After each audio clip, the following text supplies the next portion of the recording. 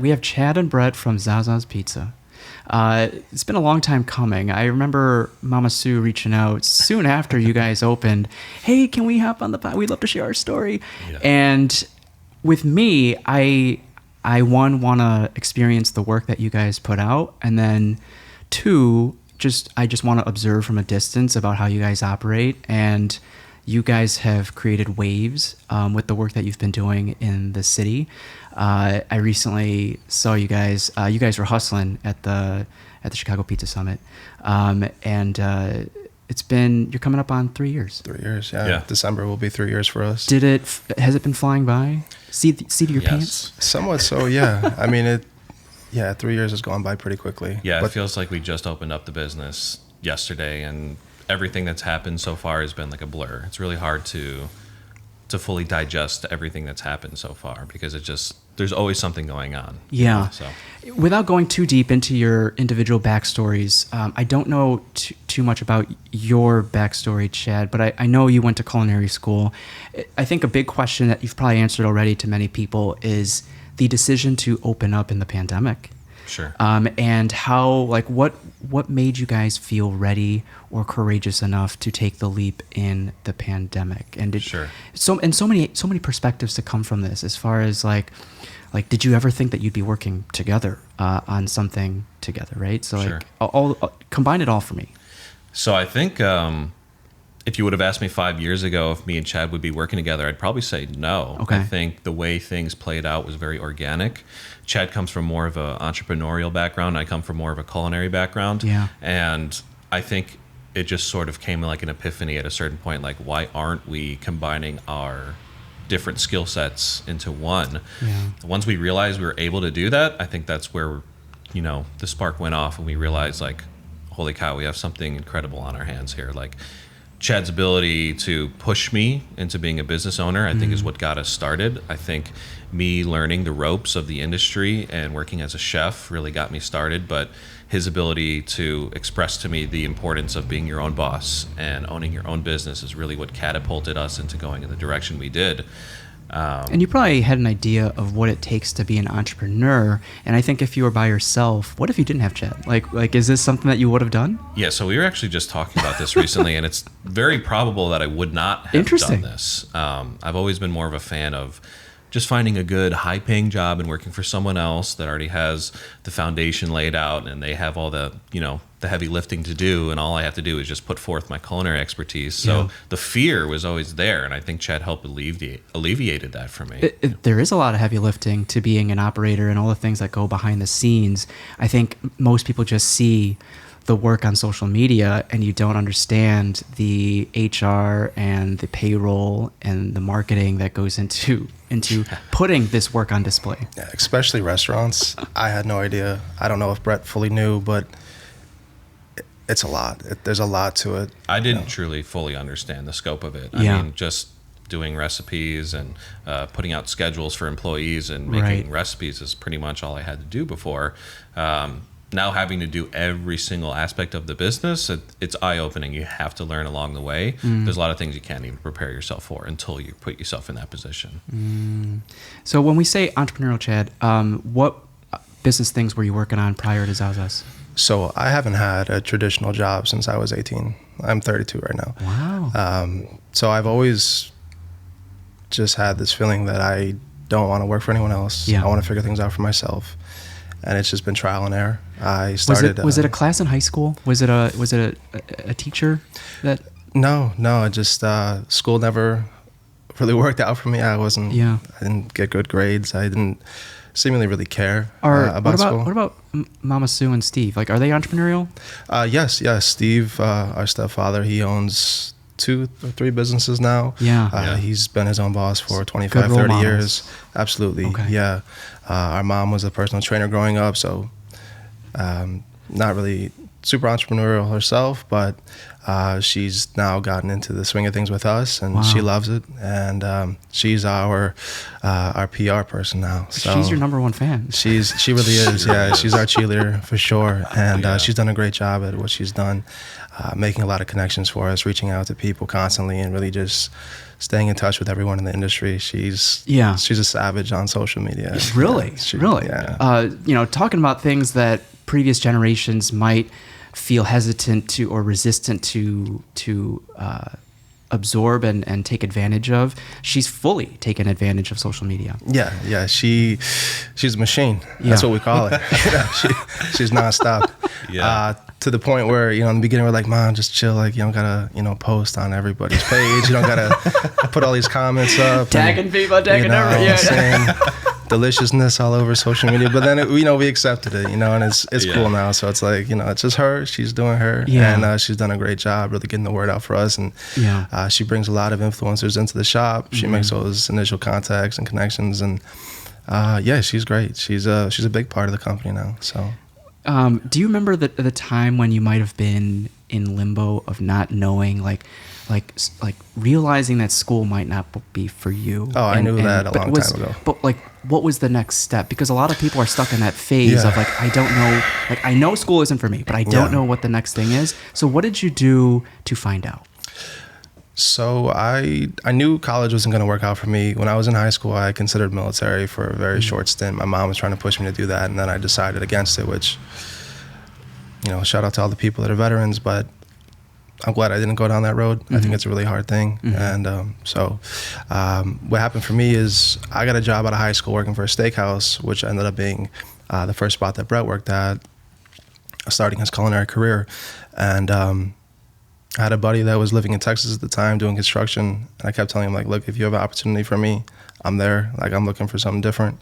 And he called me. I went out there. I started doing construction for a little while.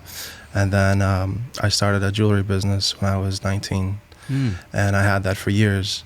And that was my first entrepreneurial journey. And that taught me a lot. Taught me marketing, taught me branding, taught me how to make contacts, how to build a website, just, typical things you need to learn how to do. Were you someone that wore jewelry before that? No, not really. Not super flashy. I had seen a music video, I forget the name.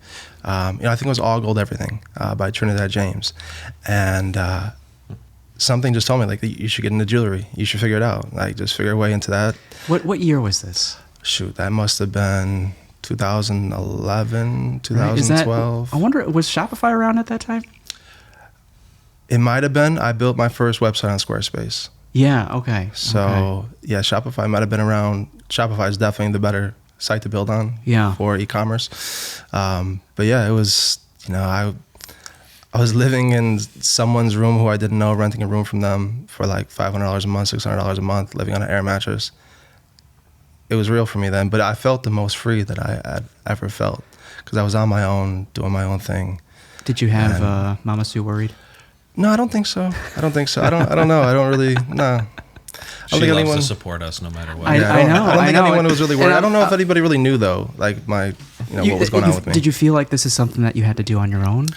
I wanted to do it on my own. I wanted to make something of myself on my own as much as I could. I feel that. I strived for that. So through that, just came deciding that I'm not going to work for anyone else. As much as I can, I will always work for myself. Yeah. So tell me, is it, because there are so many, identifying your target demographic and working backwards as to maybe the level of quality, maybe the type of influencers you start utilizing for the jewelry brand, and that level of awareness definitely feels next level, and that can be applied to any other businesses that you start working on. But is this a brand that's still going on? So I took down the website after we started the pizzeria. Okay. It just wasn't something that I had time to focus on. Yeah. How far did it go? So I had it up until 2020. I mean, I guess you could say I still have it. The Instagram is still there. Yeah. But I'm not actively selling. So I've considered, tapping back into it because it is a good brand. I do believe in it. This was the better opportunity at the time. So we did it. If you're willing to share, like what went into things like sourcing, because that's not easy to figure out. Yeah, it took some time. It took a lot of trial and error. I found local distributor, who I was getting it through, and I also have some. Well, I was working with two actually. Some custom jewelry, some pre-made jewelry. Yeah. So yeah, it was like, it was good stuff. It was cool stuff. And I mean, in my opinion. So I was really proud of it. The whole idea of a narrative and a backstory that goes into a product or service lends itself to what people feel when they experience your product or service. And so if you can create an ethos around a jewelry brand or a pizza shop, people want to feel things and experience things. Was that one of the first times you had that notion pop up in your head? Yeah, I mean, building brand is everything. Yeah. If you don't have a brand, you're not going to scale. And then to take that one step further is applying that brand to your authentic self.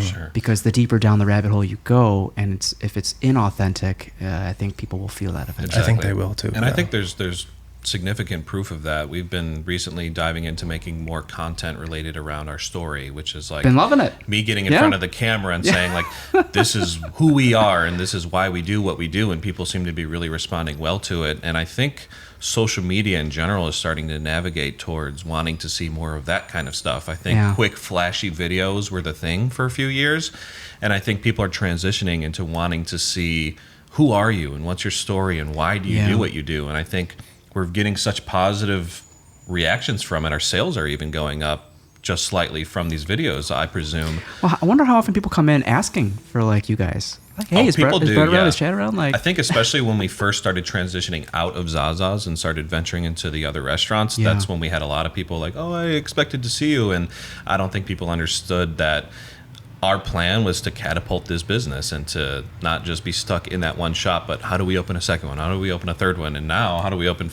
store number 4, 5, 6? And okay. so the expansion, the wanting to do that is very much so there. And we have a feeling that we haven't even made a dent yet. That's how we're starting to look at this business, is that we're just starting and we're just beginning our journey that we feel like is going to be something that we hope is nationwide.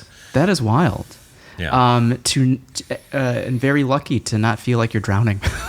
Well, there's moments that are tough. The thing is shout out to all of our staff and our management, because that's what's really allowed us to take a step back and focus on what's next. Without 100%. Them, we would be stuck in the shops. 100%. So shout out to Ben, Chris, shout out to Kaylin, Ernesto, Jacob, Johnny.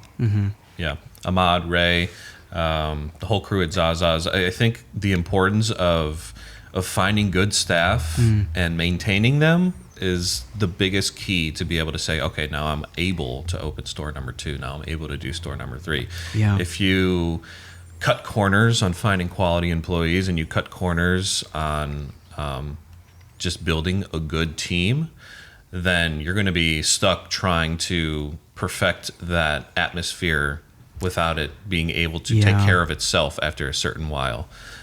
So finding good quality team members that know what they're doing and training them properly and giving them the tools that they need to be able to do the job that you lay out for them is just so important. Yeah, I'm fascinated by how a brand or a company cultivates culture, a culture that people want to continue to be a part of. Sure. And I felt that immediately after the pandemic, the employees, the hosts, the front of house, back of house, definitely had the power.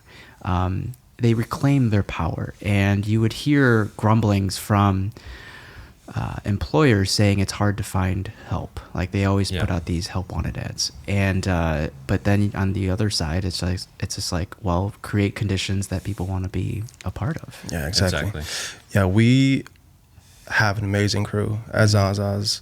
A lot of the guys have been with us for over 2 years, guys and girls. And everyone there is friends, which is really amazing. I think it's a rarity that you have a crew that they all like being around each other and they want to be around each other and they hang out with each other outside of work. Yeah. And the culture that's been created there is just we're super, super happy with how it's came about and how everyone is. Do you, only because I'm going through this, I was going through this recently with our own crew. It's just like, as much as I love seeing the team take or create opportunities for themselves to hang out, they don't need a team outing to go hang out with each other. Sometimes it leads to sparking up relationships amongst themselves. And sometimes, and we've all heard the phrase, don't shit where you eat. Is there something that we as an employer can impart to create a line for them, or to share some wisdom about, do what you got to do, but just be professionals about it? Because eventually, if it doesn't work out, then the brand, the work kind of is sacrificed. Sure. And we can't work with each other. Put me on a different just like something. Yeah. I think what we try to do as owners to navigate some of the potential challenges that some of those things may create is having personal meetings with everybody continually, and grabbing lunch with them or taking them out for a beer, and making sure that we're still on the same team. Because essentially I'm assuming that if you have these separate relationships outside of work, that you may have a situation like you might start to see dissent in the company, or like, oh, they're not doing this or they're not doing that. And then people team up and start to pair up and click up and start to think that like maybe their opinion is greater than someone else's. So I think what's important for us as business owners, and I think the HR perspective coming from that end of things, is just making sure to check up on individuals and having meetings and talking with them and making sure like, hey, are we still on the same team? Are we still on the same page about where this business is going and how it's being ran? And continually doing that is one of the most important things for us, is just having those personal relationships with each person at the shop.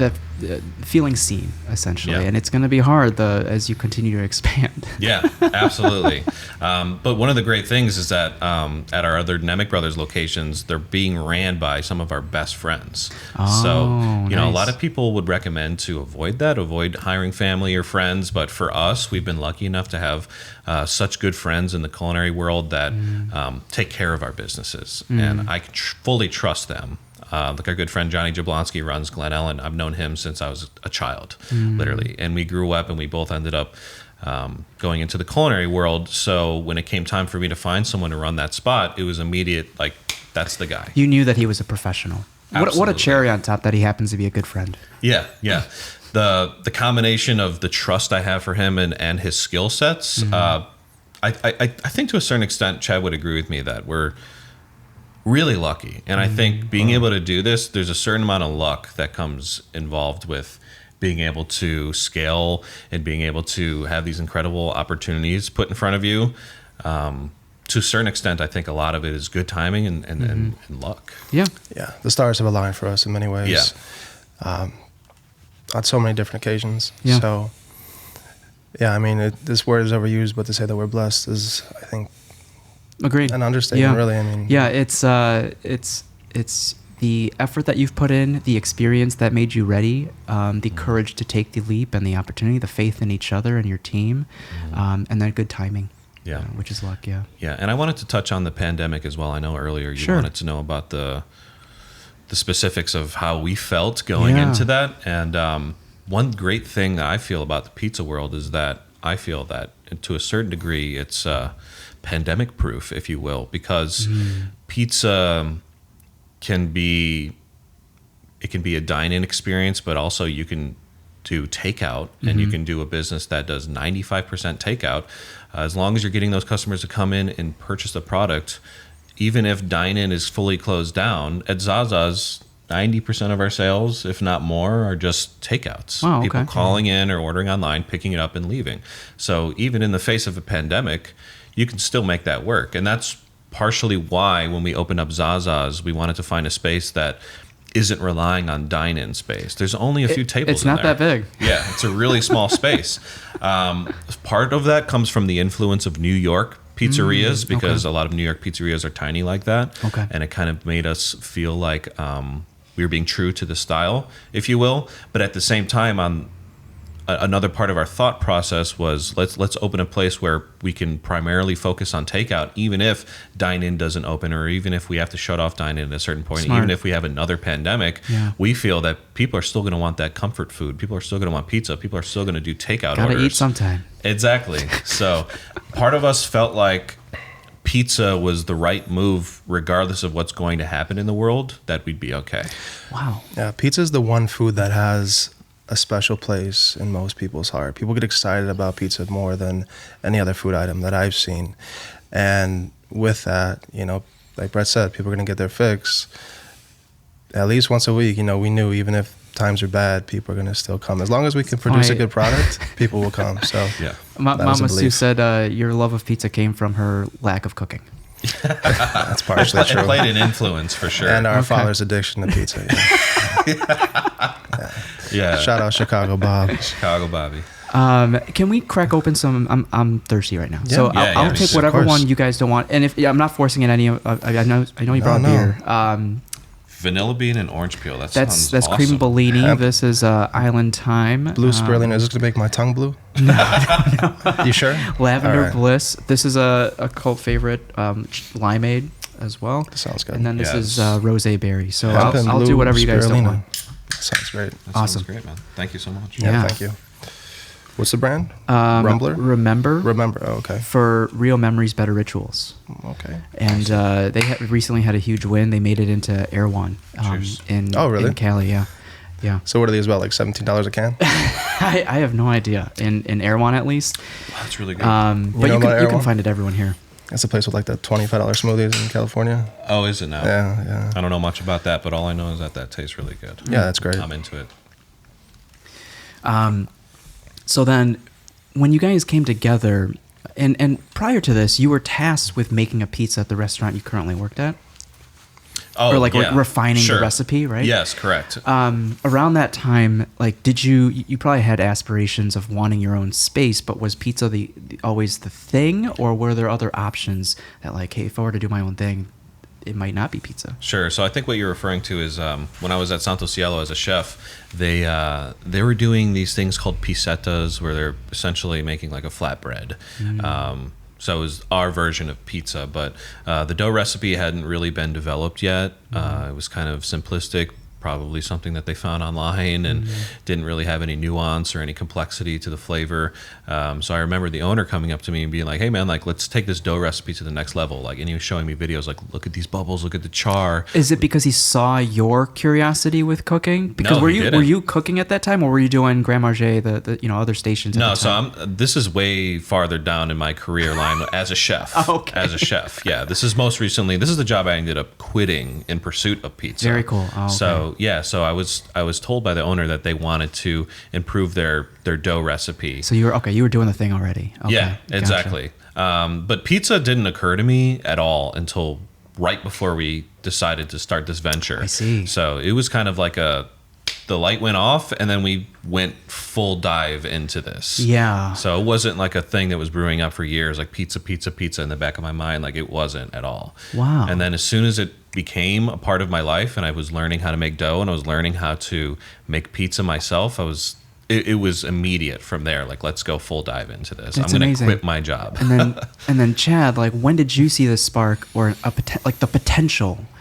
within Brett to, like, hey, like, you have something, I know I have something, we can come together and do something together? Yeah, the conversation was brought up. Like, hey, it would be cool to own a pizzeria one day. So your head was on pizza already? No, this was Brett saying this. Oh, okay. And I'm like, shit, yeah, like, we could do that.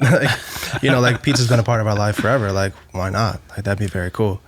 And I don't know how long it took us to decide, like, let's actually make this happen. It was pretty quick though. I think us making pizza at home together and him trying it and him being able to see, like, this is a realistic venture. Was that like something that you guys started to do when that conversation happened, or was it something that you guys grew up with Mama Sue, like, let's make homemade pizzas? Oh, no, never. No. Yeah, no, never. So we were living together at Oak Park at the time, and me and Chadd had been roommates for probably like 8 years up until that point. So me and Chad have been living together for a long time, both of us doing our own thing, him primarily focusing on his jewelry business, Wow. me just working in different restaurants. And when we lived together in Oak Park, I think, at least for me, there's a certain anxiety and depression and feelings of sadness and longing for something more from the pandemic that made me say, like, I need to get out of whatever the hell I'm doing and do something better. I think those negative emotions and those negative feelings, the things I was going through in my heart during that time of feeling like lost, I think to a certain extent helped fuel the desire, like, okay, what else can I do to actually find happiness? Did you see team members starting to get cut off or laid off within the restaurant? So my head chef actually got let go, and that was a big bummer for me because he was teaching me a lot, and it just ended up being a relationship that didn't work out, and people were getting cut off, and people were getting fired, and people were losing their jobs left and right. And in general, I just wasn't finding satisfaction in my work being a chef. I wasn't happy at a certain point. And I think that unhappiness really did help push me into the mind space of like, okay, how do I find something? How do I find happiness in my work again? So that ended up being a big driver for me, for sure. And then when the pizza conversation came along, and then me and Chad were at home, and then the idea came to me like, hey, like, what if, because I'm enjoying this so much and we're making pizza at home and I'm learning how to do it, and I opened up the conversation with him, and I think at the time it felt like an innocent conversation, maybe not that serious, maybe like, oh, what if? And then I think just that being the tipping point ended up being the thing that catapulted us. So I think not taking the idea that seriously in a way made me more comfortable. Yeah. Just talking about it. Pressure. You know, like, no pressure. I haven't quit my job yet. We're just starting to talk about it. You know, like, what if I were to quit my job? What if we were to pursue doing our own thing? Yeah. There's a book called Ready, Fire, Aim, which has a theme of not waiting too long to execute when you have this idea. And the longer you draw out that research phase and the brainstorming phase, the chances of it actually coming to fruition become smaller and smaller. Exactly. Yeah, 100%. We moved quick. Yeah, it took a little bit of pushing, but so let's lay a foundation of your experience at that time with pizza. So like growing up, did you mention Barnaby's in the past, or what was your experience? was the spot. Rosati's. Okay. We grew up on Al's Pizza as well. We're from Al's, Warrenville, okay. so Al's was a big part of our pizza. Oh my gosh, our father would have to hide the pizza boxes in the garage from our mom. He would just order it when he'd be up late at night. He'd order a whole extra large for himself and hide the boxes and just. So what were the styles of pizza you guys were most used to? Tavern and that maybe style. brought some into tavern style? Yeah. Okay. That's what we grew up on. Just thin crust tavern style. Pizza squares, occasionally a deep dish here and there, but that's what we grew up on, was tavern. Okay. And then what were you trying to make at home? So I actually kind of became obsessed with New York style pizza, which ended up being what we do at the restaurant. Part of that influence came from a few different things. So number one, Frank Pinello had this show called The Pizza Show. It's on YouTube. You can still watch it. Okay. It's really cool. He would go to different areas, and he did episodes in Brooklyn and New York, and just watching him not only explain the pizza culture in New York, but try all these different spots really gave me like a fascination. And then we ended up trying a local spot in Naperville called Little Pop's Pizzeria, where they do New York style. And after we tried it, I think we had realized that it's really good, but it's also, there's not a lot of places that open businesses with that style of pizza. There's not a lot of places that even give it a shot. There's an opportunity aspect. There's an opportunity to it. aspect to it as well. Like, we could take advantage of this. Like, not a lot of people are opening New York style pizzerias, but I think there is a desire to have more unique styles, because if you watch these videos and you look at social media, you can see that pizza was exploding. Like, pizza videos will pop up on your reels all the time. And I think there's a desire there, and we saw the need for it, and we saw that it's kind of an untapped market, if you will. Yeah. So I think that played into the wanting to do an East Coast thing. I think us trying it for the first time, we realized how good it was, and I became so fascinated with the culture. And then there was also that other aspect of like, there's a need for it in the market. You know. What if you were to try to put some labels to what makes New York style so great or just different from other styles? To me, it's like the foldability, but like, was there anything else about New York style that appealed to you guys? Yeah, there's a number of things that go into it, but one thing that's really great about New York style pizza is that usually you'll have an artisan making it, someone who knows how to throw a pizza dough, someone who knows how to toss it and create it from hand. You know, a lot of pizzerias that I grew up on eating use machines to press out their dough, and there's I think a certain lack of skill that goes into it. So I think as a chef, I was impressed going to New York and seeing people throw pizza dough in the air. And I just felt like I was watching an artist create a pizza rather than a machine.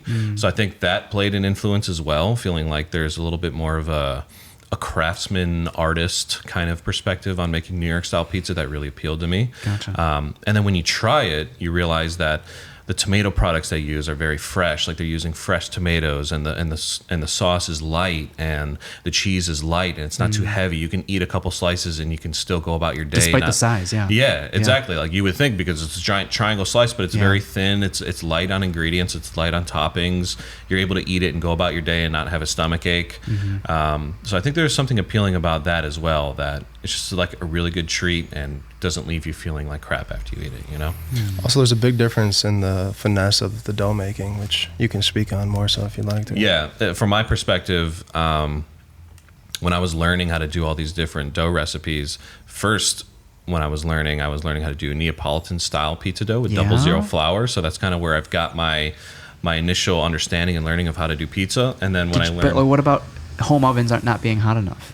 So I would actually argue that the best way to make pizza at home is in your oven. I think a lot of people are starting to buy the unis and the really high temperature ovens, and that's great if you want to do Neapolitan, but I think anybody can make a great pizza in their oven if you buy baking steel or a stone. Gotcha. Yeah, you let that thing heat up in your oven, you put it up to its highest degree, 500, 550, as hot as your oven can get. And you learn how to make a really good high hydration dough that's going to be better for at home application. Try to stick like 69% or higher in your hydration, and as long as you know what you're doing and you know how to apply fermentation to your dough recipe and you're working with good ingredients, you can create one of the best pizzas you've ever had right in your home. From an outsider's perspective, it seems complicated to make, but after making a few homemade pies, like you had that realization, like, this is awesome. Like you can do this on your own. Oh yeah, absolutely. Yeah, and anybody can do it. You just have to have the right tools and the right access to ingredients. For me, it was always important for us to use good unbromated, unbleached flour, good quality tomatoes, good cheese, and our whole focus in the beginning was, how do we create the perfect cheese slice? Not needing to rely on all these flavors and ingredients, because anybody can make a good pizza with pepperoni and ranch. That's going to taste good even if you have a shitty dough recipe. But if you can make the perfect cheese slice, that lays the foundation for all the rest of your pizza.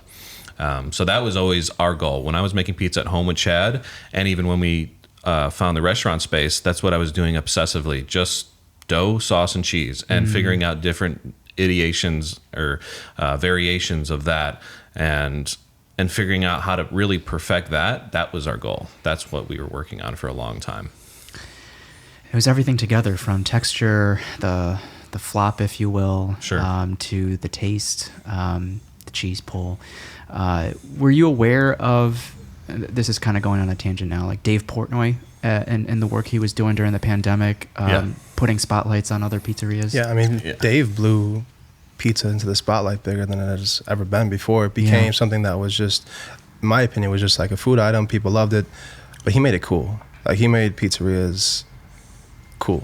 I think he helped fuel the internet obsession for pizza. I think people always ate it, but I think people wanted to see more of it online. I think he had a role in that. But it's that ethos, especially during the pandemic, of keeping businesses alive. Yeah, 100%. Donating some cash to keep them afloat. Yeah. I know he did like 3 or 4 in Chicago, Manny's Deli being one of them. I don't know, it just makes you feel good. And it's just like, you see these small businesses on Dave's channel or Barcel's channel, and you can't help but want to support. So I can't imagine how much stress that brings on it. It's like pros and cons of like lines around the block to taste a slice of what you got. Dave Portnoy is a controversial figure in certain degrees, but I mean, we've personally been so benefited by his influence that I just have a hard time being anything other than a friend. He's sincere to him, and authentic, and he could rub certain people the wrong way, but he speaks his own truth. Yeah, 100%. I agree. And the proof is in the pudding. I mean, you can take a look at our sales before and after he came into the business. There's a monumental shift in what our sales were and what we were able to do with the business. I think without him, we would have been able to expand, but it would have taken longer, honestly. Wow. I mean, we're 3 restaurants in and not even 3 years yet. And, you know, most people don't turn a profit until year 2 or 3. Mm-hmm. And Yeah, it's kind of unheard of. there's a very high percentage of restaurants that fail in their first year. So, Absolutely. I mean, to Most say that do. he's been huge for us. Yeah. And we can't thank him enough. So. Right. During your homemade phase, research phase, were there any local pizzaiolos or pizzerias that you guys were looking up to or reaching out to for some help? For the business sense or the pizza sense? Definitely Little Pops, like I said, that played a huge influence. The owners know us now. They're great people, super friendly, husband and wife team, son as well. They're awesome. So they played a huge role. But other than that, I think me and Chadd maybe could have done a better job of getting to know the owners, but I think we were more obsessed with just trying as much pizza as we could.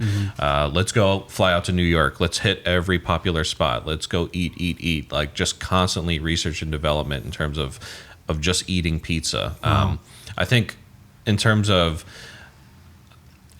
getting in tune and in touch with the owners of these businesses, I think that came after we opened Zaza's. I think we've developed some really good personal connections with a lot of local businesses.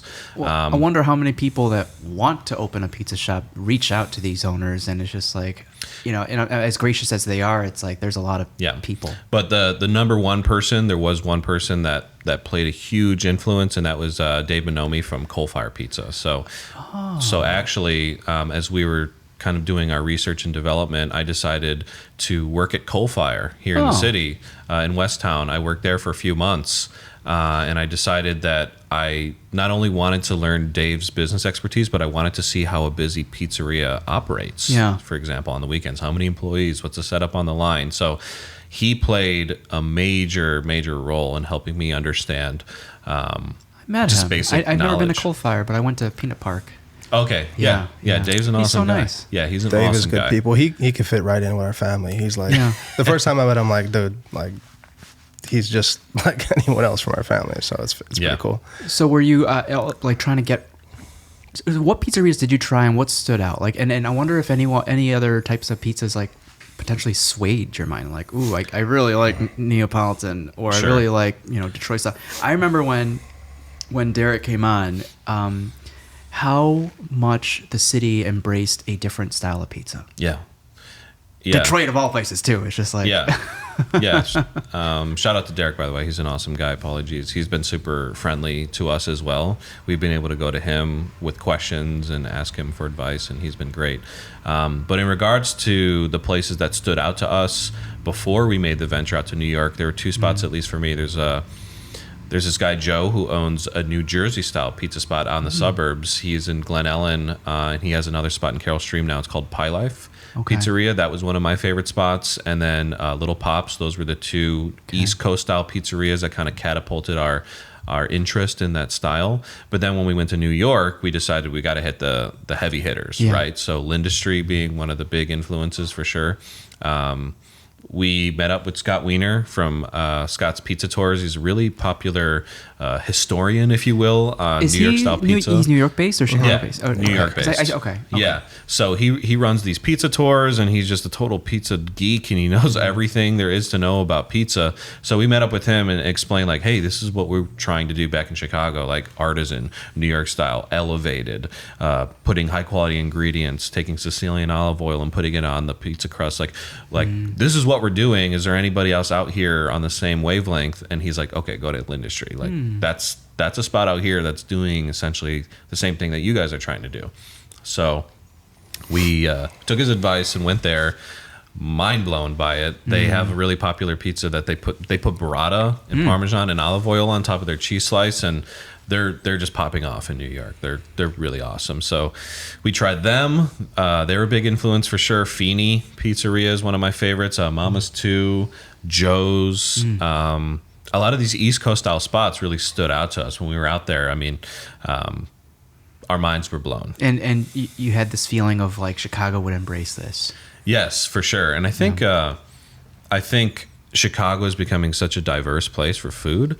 I think you have your segments of Chicago on the south side where they're going to be preferential to wanting to stick with the traditional tavern style, but there's other sects of Chicago, maybe the more hipster neighborhoods, maybe the more up and coming neighborhoods with the culinary scene where they're a little bit more willing to embrace like, oh, this is different, this is cool, this is unique, let's try this out, you know. I mean, you can go on TikTok and look at our videos and go to the comment section and see people talking shit saying like, oh, this isn't Chicago style, like you can't do this, but you know, but there's still majority of people in the area are really happy and excited to see something different. Yeah. And one thing for us too, going out to New York, as amazing as those spots are, it gave us the understanding that we can compete because the product that we were just making at home wasn't that far off. Oh, amazing. That's a good feeling. Yeah, we were confident. We were a little, maybe even cocky. We were trying a lot of spots and be like, okay, ours are better. Wow. Yeah. And I told Scott that, and he looked at me. He's like, he didn't believe it. Yeah, But he was like, "Oh, Has you he come guys-" out yet? He has. He has, okay. And when he tried it, he was like, "Okay, you guys weren't lying. This is as good as you described it." But yeah, we were confident, very confident. I think he was even more confident than me. I'm more of as a chef, I feel like I owe respect to these spots, and I'm like, "Oh, this is amazing." And Chad's like, "Dude, yours is better," and I'm like, "Don't say that." But then, you know, helping me with that confidence, I think was really important in the long run. Sure. On these pizza tours, Chad, like, what was your perspective in trying to absorb certain things to help Zaza's come out with guns blazing? I think learning the culture of what pizza is in New York, it is so different than Chicago. It's a lifeblood that runs through people. Like every block, every 2 blocks, there's a pizzeria. It's kind of like an everyday thing. It is, yeah. And lines it's out the door. And there's a few spots that do it differently and that really do it elevated. And those are the spots that we went to check out. And it gave us the understanding like, okay, this is the lane that we want to be in. We're happy that we're choosing this lane and let's kill it. Like, you know, and so we came back home and we made it happen. But really the biggest thing out there is the culture of what pizza is. And it's a cool scene. It's cool to be a part of. Would you say they care about pizza more than Chicago does? But, you know, it's a Right? controversial thing to say, right? I know. People in Chicago are going to hear this. I mean, like, do you see lines out the door every day? Yeah, in certain spots, yeah. I would say there's a difference in the culture of New York style pizza versus Chicago pizza. I think not only can you could say that New York is the birthplace of pizza in America. You know, Italian immigrants back in the day that was their landing place. They went to New York and they, you know, had to work with American ingredients, and it slightly became adapted, but that was the first place where pizza became a thing in America was New York. So there's a lot of history there. They've been doing it longer. And like Chad said, there's more pizzerias in New York than there are in Chicago. So you can't go around a corner without seeing another pizza spot. It's just pizza spot after pizza spot after pizza spot. And not only that, but the way the culture exists it's different. Like you'll go to a pizzeria like Linda Street, Mama's 2, and there's a line around the corner, right? You don't really see that a lot in Chicago. You don't see lines of people. You see it at Kasama, you know, you see it at Mindy's Bakery. You see it at a couple spots out here, but pretty rarely do you see just like this long line forming of people like just gearing up to buy a product. And, that's so interesting. With long lines, is it because it's if it's an everyday thing, that means it's not trendy? Sure. It's become part of their lifestyle. Sure. Well, I think you have a lot of people visiting New York that want to try these places. Oh, that's true. And you Oh, also have such a big okay. population of people out there too. Yeah. Which is Yeah. just, it's... But the line moves. The line The does line move. moves. Yeah. I mean, you can also argue that a lot of pizzerias in Chicago have a bigger restaurant space, so maybe there would be a line if they were to own a New York style spot where it's see. tiny That's and there's valid. no Yeah. chairs, Yeah. and these people are waiting to get their slice. So that's why around the corner you see all these people. Maybe if they had a giant restaurant space with 100 man. seats, you wouldn't see that line. So maybe that plays a factor. But again, when we're talking culture, you feel that there's people on the corner with their plates and they're folding. So you're walking and you're seeing people eat it while you're out in the street. So Yeah. there's just something different about it. And you have to go to New York to feel it and to experience it. So there was, speaking of like just long lines in general and trying to mentally and physically prepare yourself to provide for these long lines, there was a pop-up recently from a one-star Michelin Mexican restaurant. Oh, yeah. And there were some grumblings about how long people waited in that line and their expectations were not met, unfortunately. And I wonder how many things are truly within your control to be able to provide that level of expectation. How do you appease someone who's waiting an hour and a half, 2 hours for a few tacos? These tacos got to be killer if that's what it is. I think it's as simple as that. The product has to deliver. If you're going to be waiting for that long for something that's mediocre, it's just not worth it. Now, go ahead, Chadd. I was just going to say, you're not going to catch me in any line waiting 2 hours for anything. So I don't know, but shout out to the people that do, I guess, Yeah. I guess it's worth trying, right? Yeah. And similarly, and this isn't a knock to you guys, because I think festivals in general are tough. But the Pizza Summit, there were some grumblings with the Pizza Summit. Yeah.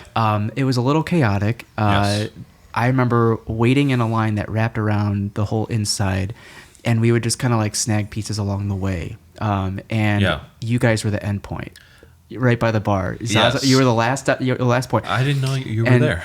It's fine. You're running around. Everyone's running around. It's like it's trying to bring enough pies for everyone to cut it up. There were stations that are already out, and it's tough. And it's who's in charge? I don't know. It's like, so it's difficult, and I'll speak on that. Steve Dolinsky, there were some similar grumblings, if you want to call it that, with his Pizza Fest as well. I think it's easy to criticize from the outside, but it's difficult to plan these events and to make sure you're selling just the right amount of tickets and that you're telling your purveyors to bring just the right amount of dough and to make them make pizzas just fast enough. Like as a business, we're able to control how our product goes out pretty closely because it's our business. But at the end of the day, if you're inviting other businesses and you're asking them to put their best foot forward and to bring their best product and to do their best work and to bring their best employees and work the fastest that they can, to be able to facilitate that is a little tricky.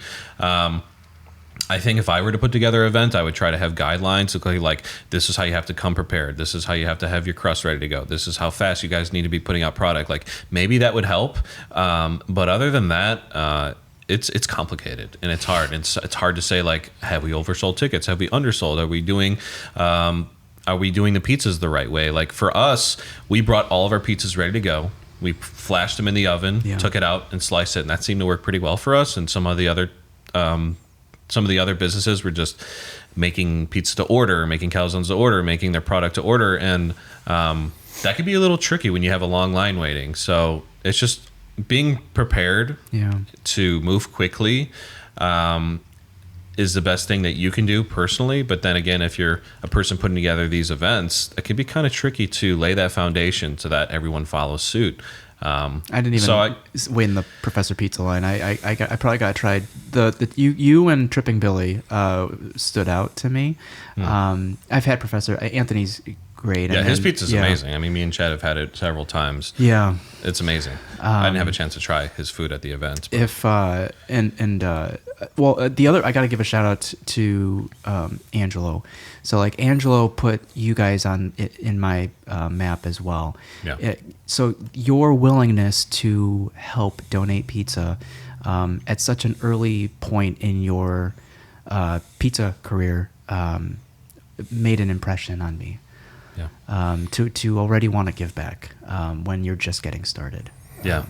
Angelo's great. Yeah, Angelo's a character. I love that guy. He's such a fun guy. He's always wanted to go out, and I never have the energy for it. I don't know how he does it.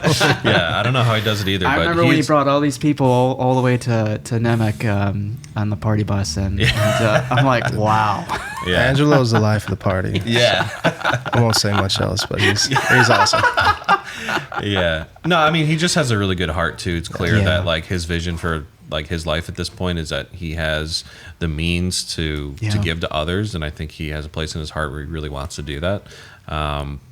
Constantly working on new ventures and stuff. Like he really is an entrepreneur as well. Yeah. So that's cool to see, and anytime I see him, he's always been super friendly, super cool. So yeah, that's family. That's the guy right there. So if you were to get invited to another fest, what are some guidelines you would have for yourself in order to say yes?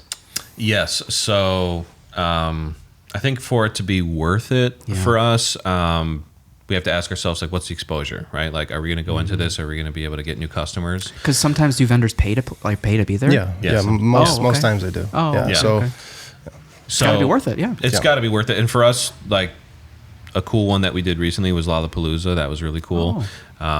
We were there all 3 days, and I was able to bring our crew, and actually Ben, our GM, I have to give him credit. He was the one who helped us get set up with this. He was the one who filled out the application and got us involved with their team. So shout out to Ben for getting us involved. So it's empowering your crew to take initiative but meeting that initiative with yes and rather than just shutting it down. Like, no, that's a shitty idea. More like yes and like what can we do to help you fulfill this? Exactly. Yeah. That's we want to do everything that our crew wants to do. Yes. You know? Yeah.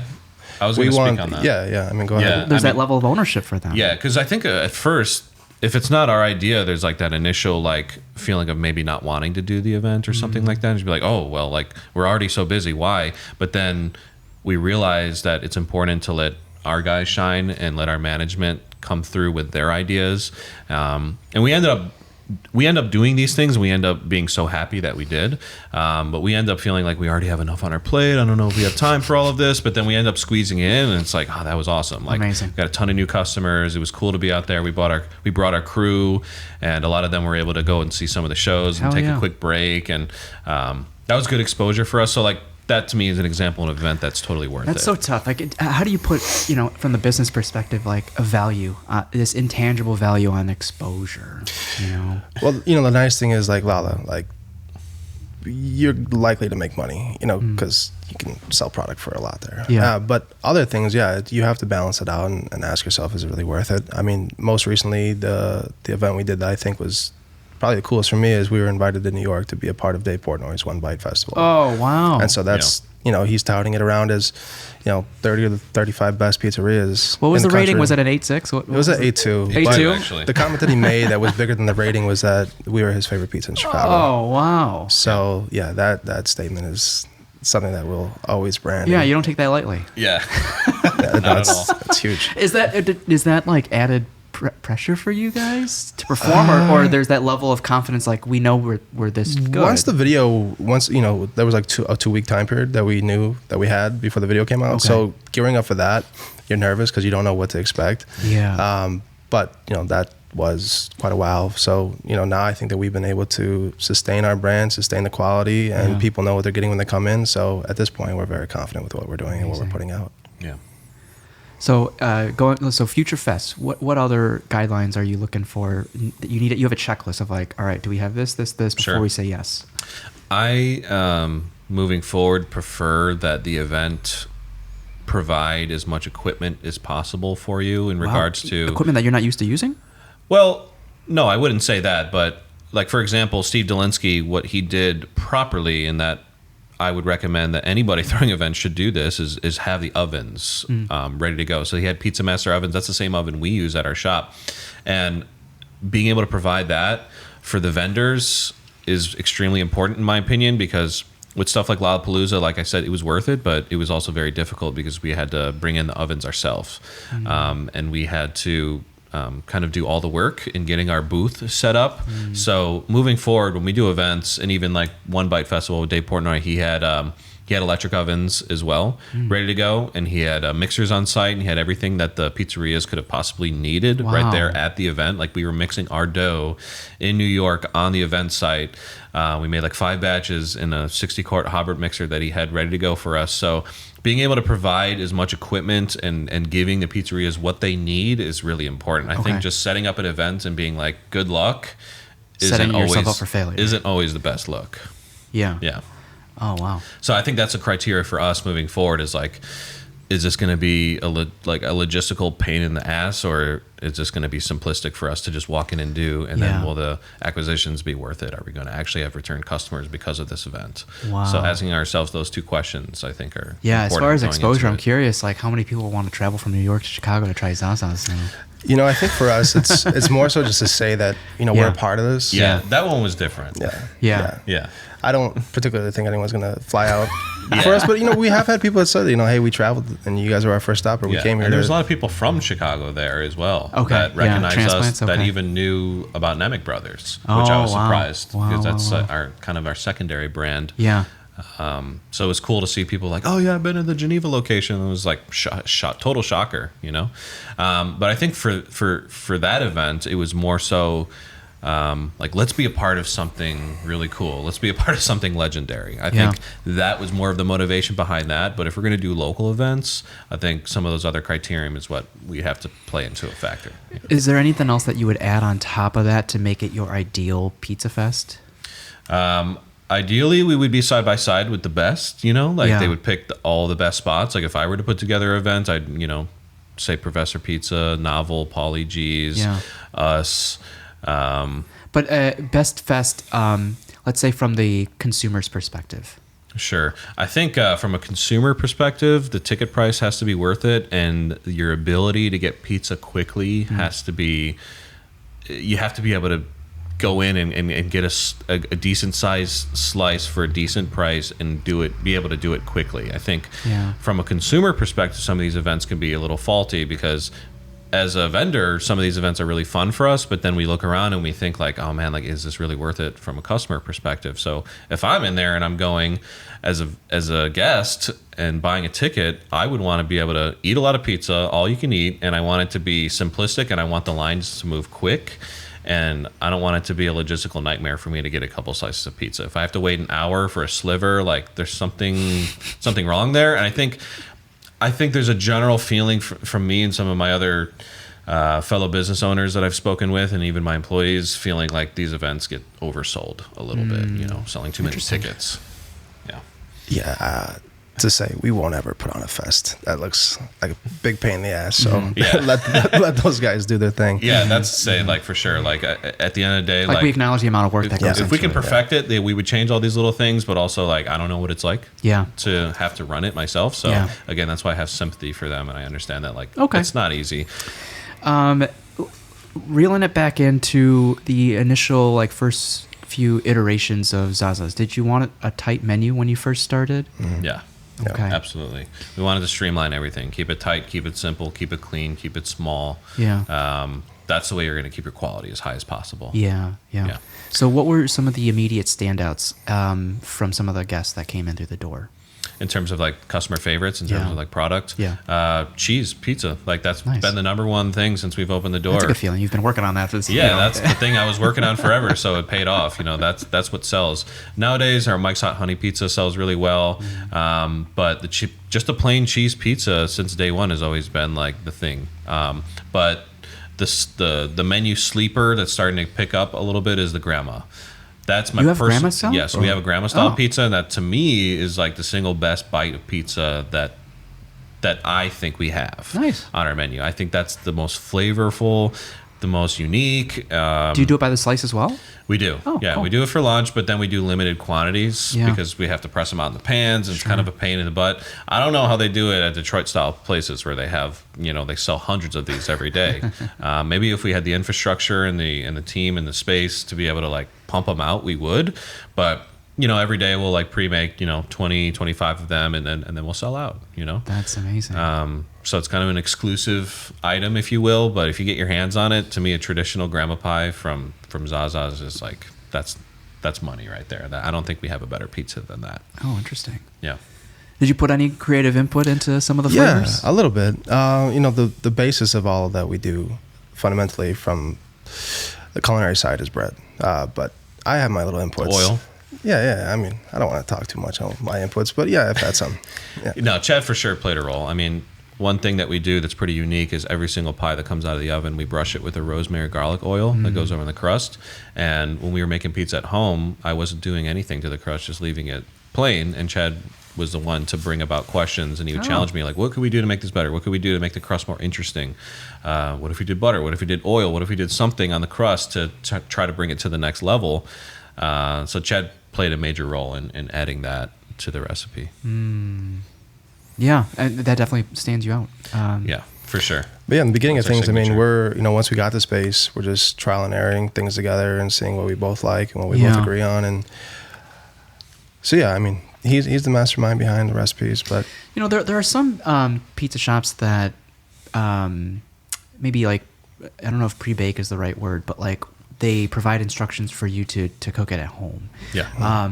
Sometimes pizza doesn't travel well, and that's nothing on your fault. It's just like, is there some other way that we can have people that choose to take out enjoy it at home? Yeah. And people sometimes prefer day-old pizza too. It's just like So what I recommend to people, and this is something we've thought about, maybe adding instructions to the box if people want to go this route, but what I've told people when they say like, hey, like I'm going to have a long drive home, it's going to take me an hour to get this back to my house, it's going to be ice cold, like what can you guys do for me to make that experience better? So usually what I recommend is I tell them, we're going to cook it about 95% of the way, not overcook it, leave you a little wiggle room so that you can reheat it yourself.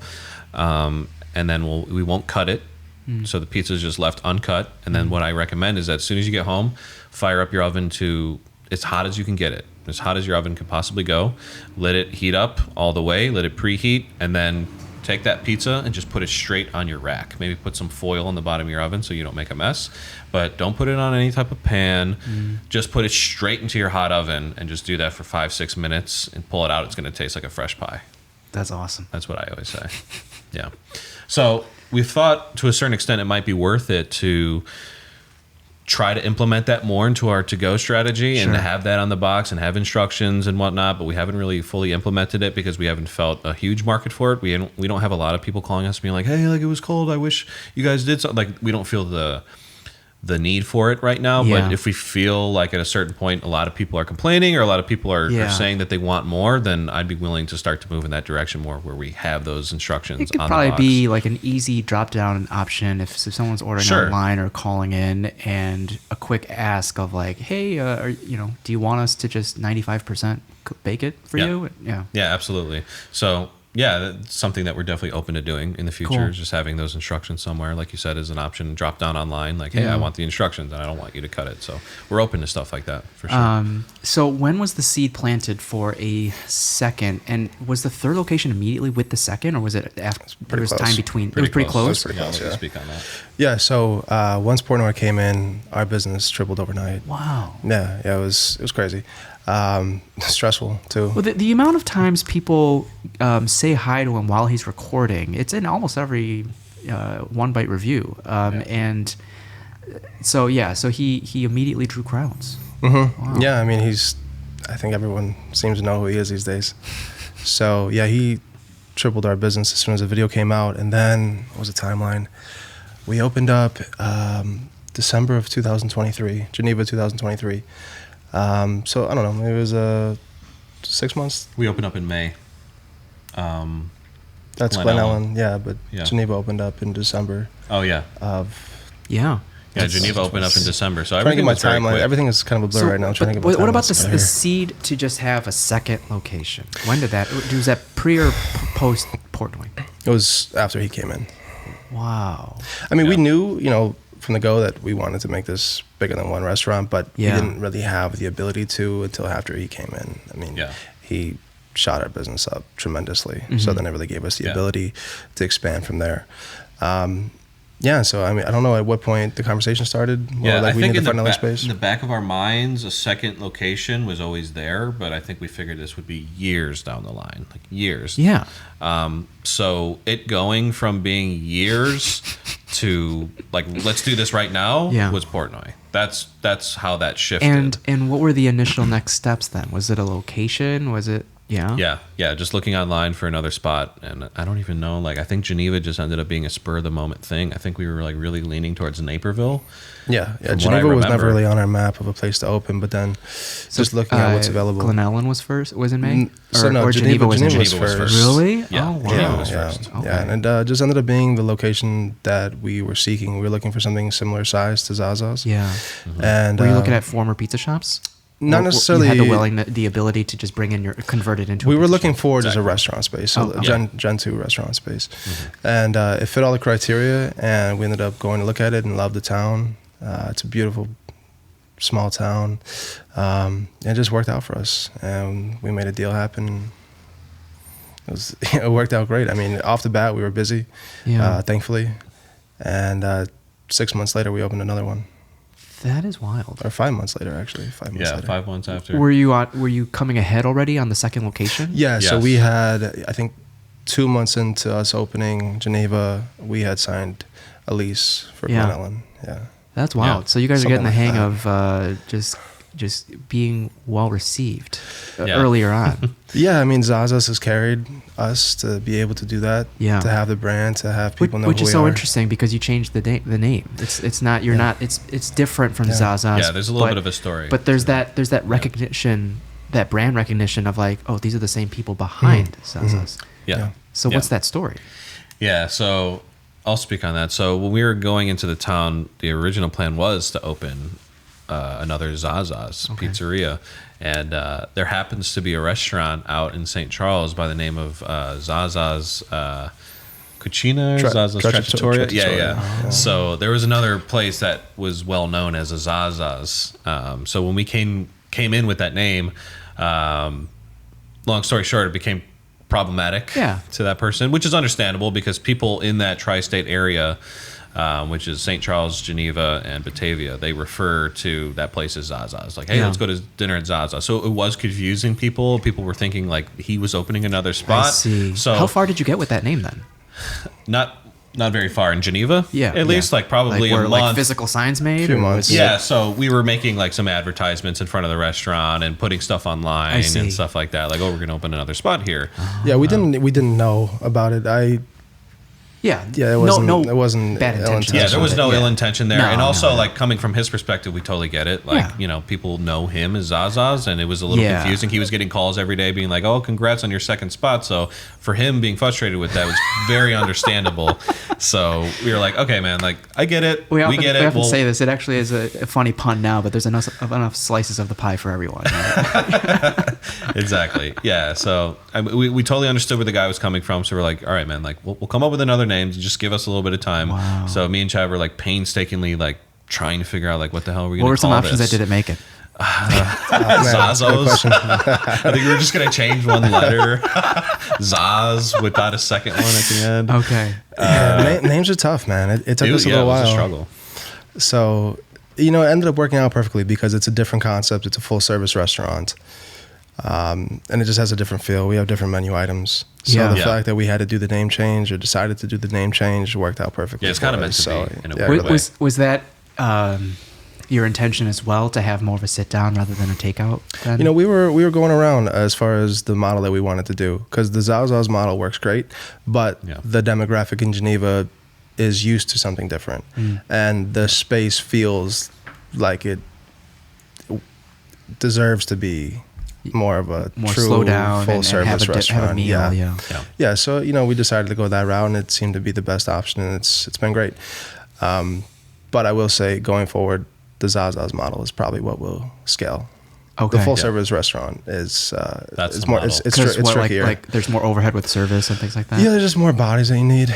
It's it's just more involved. More moving parts. Yeah. So, but are there things that people that are closer to the city or in the city would find different or novel or valuable by going to Nemec Brothers in the Burbs? I mean, if you want to sit down and be served, and if you want a drink, we serve beer, wine, and liquor there. You brought a beer. This is our Dude, custom. and I still haven't met Scent Rock, but he's down the street. His studio's down the street. Oh, you got to meet up. He's a great dude.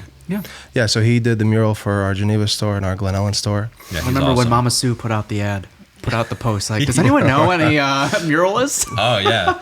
Yeah, we ended up seeking him out, actually, after going through That's a few amazing. options. And I was just shocked that he was available because he's such a busy guy. He's doing so much work around the city. I mean, you see his signature bird character, like, everywhere now.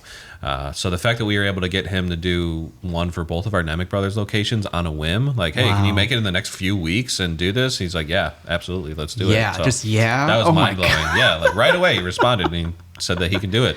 And actually, he's going to be redoing our Zaza's mural. Awesome. Early next year. So we're really excited. What's that process like? What does he ask of you in order to have an accurate mural or a mural that you had in your mind? Sure. So I mean, essentially he'll say that he needs to know like the dimensions of the wall, and he needs to understand like the location. What's the general idea of the concept, right? So you know, I go to him and say like, hey, like I want your character, but I want him sitting on the edge of a building, eating a slice of pizza, and then I'll kind of give him the general concept, and then he'll build around that, and he'll send an image to us. And then I might say like, okay, can you make his sneakers Jordans, or can you add this detail or something like that? So like that's kind of how the edits go, and then he'll give me a final draft, and we'll be like, that's it, that's the one. And then he'll come in and he does it in like one day, which is insane. He does really quick work.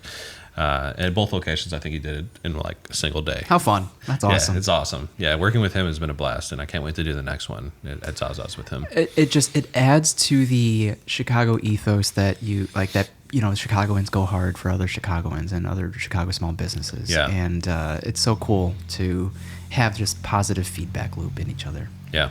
Yeah, we got him on the can as well. And we're going to be doing some shirts with his logo as well. So Scent Rock is very much so a part of the Nemec Brothers and Zaza's brand moving forward, which is really cool. We love to collaborate with people like that.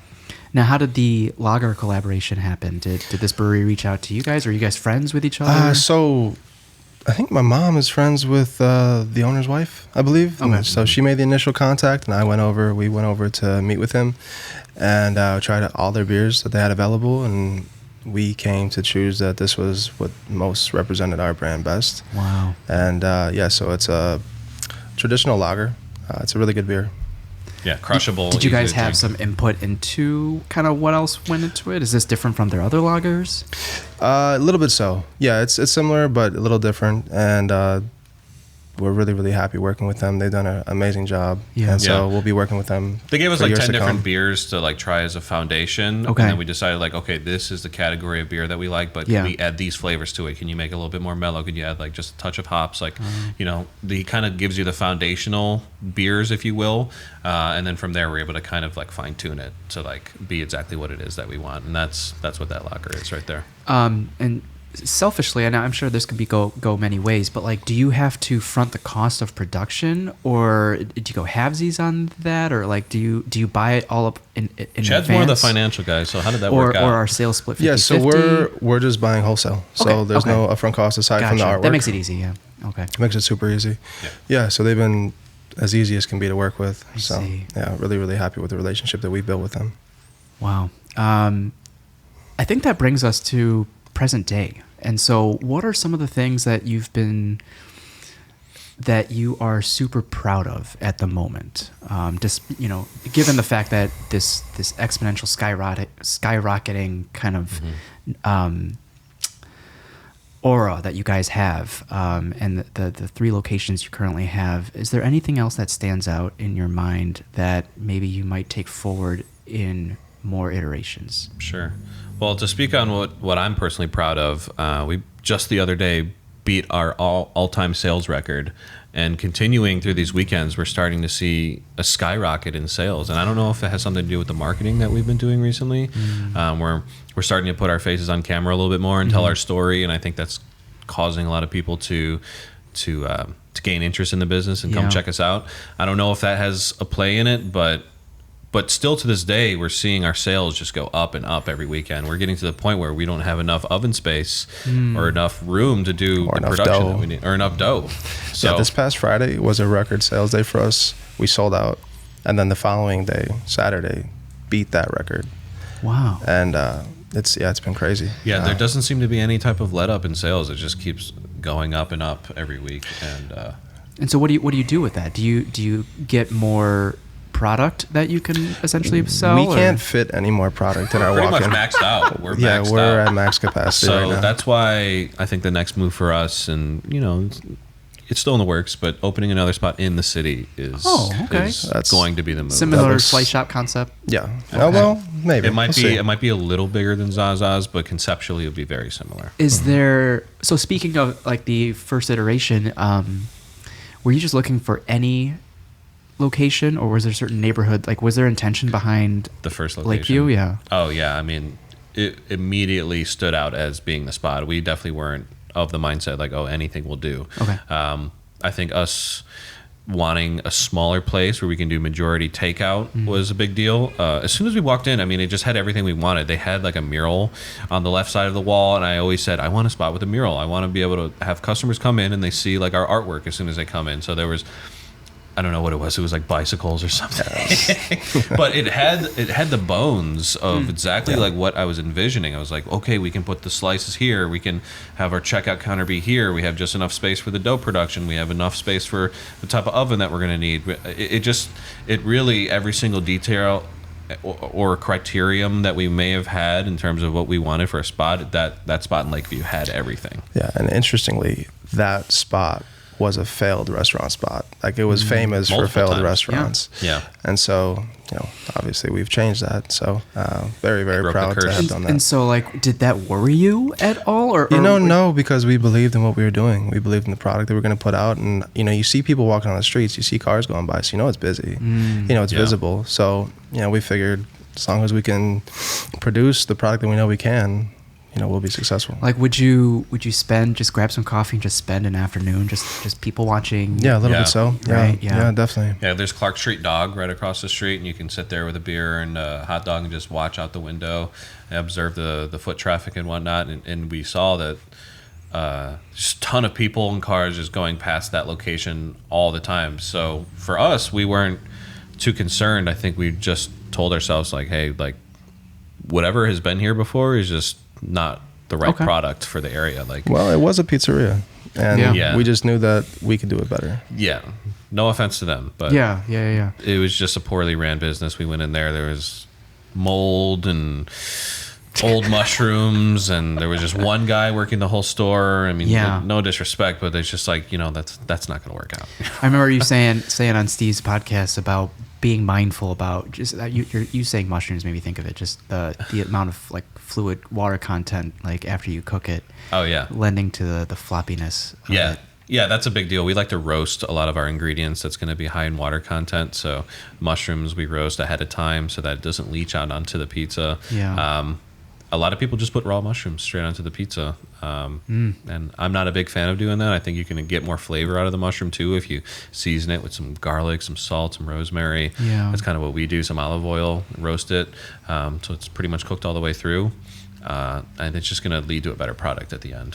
You guys maxing out and selling out reminds me of Bird's Place or like Burt Katz or even Millie's, how they have a set number of pies that they can put out for a day. But I think the way you guys are doing it is good too. Yeah, we don't really put out a set number, but if we start to get to that point at the end of the night, a lot of times we'll have to go in the walk-in and count, oh shoot, I have 50 doughs, and I have to count the amount of tickets that I have hanging. Okay, we're about to sell 42 pizzas. Okay, shut off online orders. Hey guys, we only have 8 pizzas left. We have to communicate with our staff in real time. So it doesn't bleed into the next day?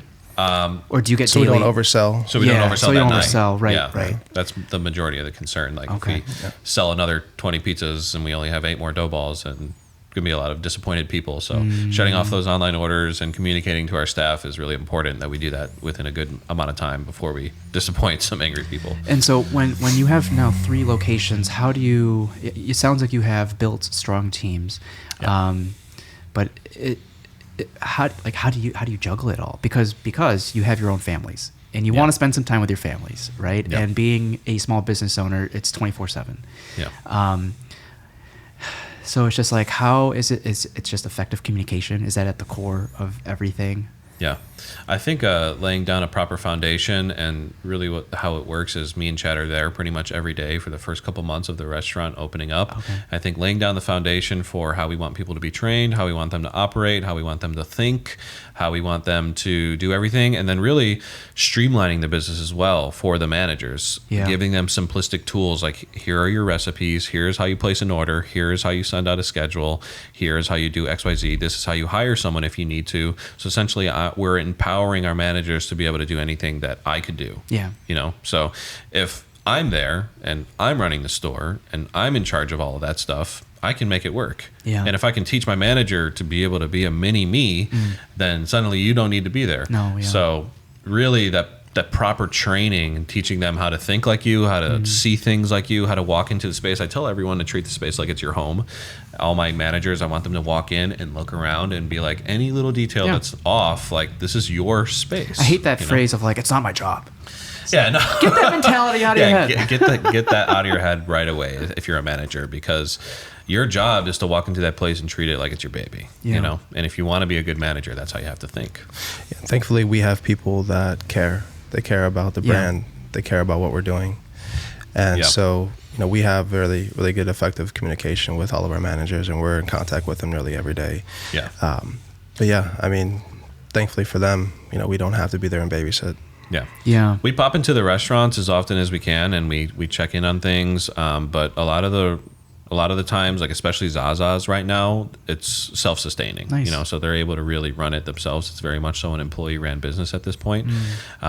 This is the Nemec Brothers. We're there most of the time. That's where we spend majority of our time, just because they're newer and we're still trying to dial them in. Especially the Glen Ellen location. That's where I tend to be. Just because it's the newest project, so that's generally how it goes. The newer project ends up being the place that I spend the most time at, just until things get dialed in. But even so, even if we're not there, a lot of times we're able to help our managers hire someone just over a phone call. Like I'll have my guy Johnny be like, hey, like we just lost a front of house person. Like, do you have time to help me put up a post? So I go on my computer, I put up an Indeed post. I'll call him, be like, hey, I just got a really good applicant. I'm having him come at 2:00 tomorrow for an interview. So we're able to do. So you're still doing the business side. Oh yeah, we both. Oh, you both do it. We're both doing that. That's amazing. All the time. Yeah. Chadd helps us hire people too, and it's a constant, it needs constant babying is really what it is, and checking in on everybody. And we have our managers do closing emails so that we can feel in tune with what's going Every on day. daily. Closing emails. Yeah.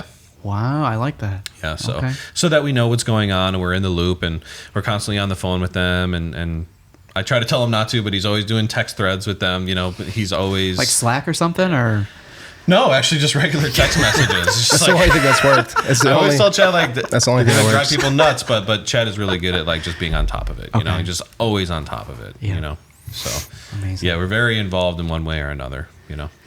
Yeah, if I could just quickly go back to what I'm proud of with the business is, I'm super proud of the excitement that I see on customers' faces when they come in. And in the last week we've been stopped twice, and they're like, "Hey, I know you guys. You're so-and-so." I'm like, "What's up, man? How are you?" And it's just so cool. This one guy jumped out of his car. He's like, hey, like, you guys are the Nemec Brothers, right?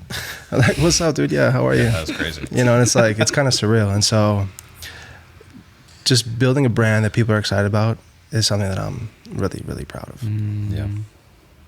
Yeah, amen to that. Yeah. Something that isn't in your control is delivery drivers. Do you guys work with Uber Eats and DoorDash? So yeah, we do. And that's been challenging. Yeah. It's not as bad as it was before for whatever reason.